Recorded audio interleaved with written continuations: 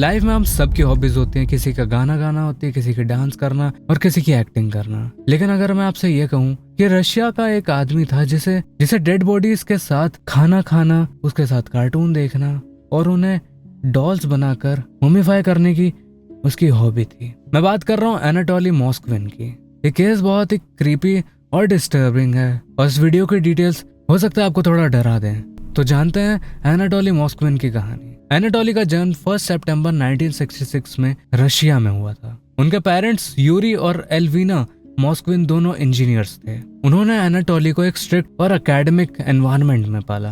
वो बचपन से ही इंटेलिजेंट और टैलेंटेड थे। अपने बचपन से ही बुक्स और लैंग्वेजेस में वो दिलचस्पी रखते थे। अपने स्कूल और कॉलेज में उन्हें कई अवार्ड्स भी जीते। उन्होंने कॉलेज में लिंग्विस्टिक्स की डिग्री हासिल करी और फिर हिस्टोरियन बन गए। उन्हें 13 लैंग्वेजेस आती थी और उन्होंने कई बुक्स भी लिखी थी जो कि उनका इंटेलिजेंस और नॉलेज शोकेस करती थी। एनाटोली का इंटरेस्ट हिस्ट्री और कल्चर में बहुत गहरा था। उन्होंने अपना ज्यादातर वक्त पुरानी लाइब्रेरीज और आर्काइव्स में बिताया, जहां वो एंशिएंट सिविलाइजेशन और उनके ट्रेडिशंस के बारे में स्टडी करा करते थे। उनकी इस हॉबी को लोगों ने सिर्फ एक हिस्टोरियन की क्यूरियोसिटी समझा, लेकिन एनाटोली की एक अजीब ऑब्सेशन थी ग्रेव्स और डेड बॉडीज के साथ। वो अक्सर शमशान और कब्र की हिस्ट्री के बारे में स्टडी करा करते थे। उन्होंने दुनिया भर की कब्र पर डिटेल्ड मैप्स बनाई और उनके ऊपर रिसर्च और आर्टिकल्स भी पब्लिश किए। एनाटोली ने अपने बचपन में एक ऐसा इंसिडेंट फेस किया था जिसने उनकी जिंदगी पर गहरा असर डाल दिया। एक अजीब इंसिडेंट उनकी जिंदगी में जब हुआ जब वो 13 साल के थे। एक दिन स्कूल से घर लौटते वक्त उन्हें कुछ आदमी मिले जो ब्लैक सूट्स पहने हुए थे। उन्होंने एनाटोली को जबरदस्ती एक फ्यूनरल में ले गए। यह फ्यूनरल था 11 साल की नताशा पेट्रोवा का। उन लोगों ने एनाटोली को नताशा की डेड बॉडी को किस करने पर मजबूर किया। उसके बाद नताशा की मां ने एनाटोली और उसकी बेटी के हाथ में वेडिंग रिंग्स पहनाई जैसे कि उन्हें उनकी शादी करवा दी हो। यह इंसिडेंट बहुत ही अजीब था और एनाटोली के दिमाग पर गहरा असर डाल गया और एनाटोली को डेथ और आफ्टर लाइफ के बारे में और ऑब्सेशन हो गया। यह सब इंसिडेंट उनके सबकॉन्शियस में बस गई और उनका इंटरेस्ट डेड बॉडीज और शमशान में और बढ़ गया। उन्होंने मॉस्को स्टेट यूनिवर्सिटी से सेल्टिक की डिग्री हासिल करी और सोसाइटी ऑफ लूसीफरन्स ज्वाइन कर ली, जो कि ब्लैक मैजिक प्रैक्टिस करते थे। 2009 में लोकल रेजिडेंट्स ने नोटिस किया कि जो भी कब्र थी वो खुदी हुई थी और वहां से डेड बॉडीज गायब थी। इस केस पर इन्वेस्टिगेशन 2 साल तक चली लेकिन कोई कंक्लूजन नहीं मिला। 2011 में एक एंटी मुस्लिम टेरर अटैक के बाद कुछ मुस्लिम लोगों की कब्र टूटी फूटी हुई थी। पुलिस ने सस्पेक्ट किया कि यह तोड़फोड़ एक टेरर एक्ट हो सकती है और इन्वेस्टिगेशन के दौरान पुलिस एनाटोली के घर पहुंची। जब पुलिस उनके घर में घुसी तो जो उन लोगों ने देखा वो देखकर सबके होश उड़ गए थे। एनाटोली के घर में 26 ममीफाइड डॉल्स मिली। ये डॉल्स असली नहीं थी बल्कि यंग लड़कियों की बॉडीज थी जो उन्होंने शमशान से चुराई थी। एनाटोली इन बॉडीज को ममीफाई करके इन्हें डॉल्स बनाते थे और इन्हें कपड़े पहनाकर ड्रेसअप करके अपने पास रखा करते थे। पुलिस इन्वेस्टिगेशन के दौरान पता चला कि एनाटोली ने इन बॉडीज को ममीफाई करने के लिए सॉल्ट और बेकिंग सोडा का यूज किया था। उन्होंने बॉडीज को ड्राई अप करने के बाद उन्होंने कपड़ों, ग्लव्स और फेस मास्क से कवर किया ताकि वो पूरी डॉल्स जैसी लगे। ये डॉल्स उनके घर में हर जगह रखी हुई थी। उन्होंने इन डॉल्स को विग्स, ड्रेसेस और मेकअप से सजाया था। उनके रूम में इन डॉल्स के बर्थडेज के रिकॉर्ड, उनके साथ खाना खाने, बात करने और उनके साथ मूवी देखने के सबूत मिले।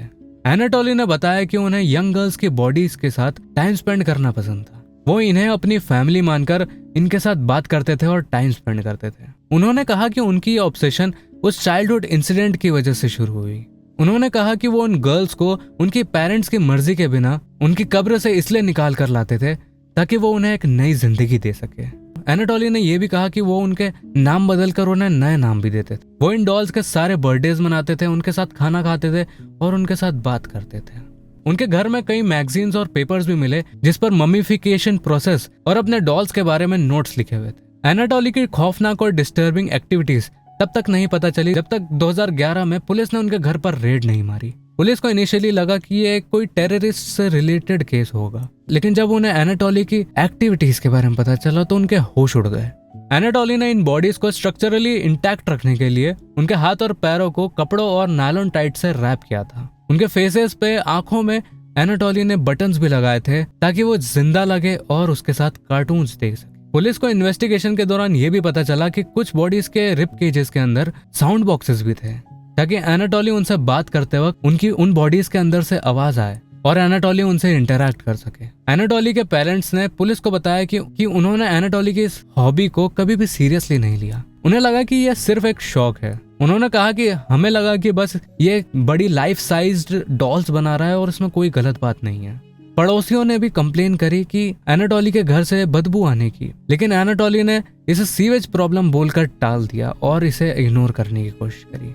एनाटोली के दिमाग की हालत को चेक करने के लिए भेजा गया। कोर्ट में बताया गया कि उन्हें स्किज़ोफ्रेनिया है और उन्हें साइकेट्रिक वार्ड में रखा गया। मीडिया ने उन्हें लॉर्ड ऑफ द ममीज और द पपीटियर के नाम से बुलाया गया। एनाटोली ने कोर्ट में 44 डेड बॉडीज को चुराना कन्फेस किया। साइकेट्रिक वार्ड में उन्हें हर दिन 15 पिल्स दिए जाते थे जो उन्हें नॉर्मल रखते थे। उनकी मां ने बताया कि उन्हें रिपीटेडली वहां मारा जाता था और उनके ह्यूमन राइट्स को भी वायलेट किया जाता था। 2018 में एनाटोली को रीएवोल्यूशन किया गया और कोर्ट ने अपना फैसला सुनाया कि एनाटोली का इलाज घर पर भी कंटिन्यू हो सकता है। ये डिसीजन बहुत ही कंट्रोवर्शियल था, स्पेशली उन फैमिलीज के लिए जिनके लव्ड वंस की बॉडीज के साथ एनाटोली ने इतना घिनौना काम किया था।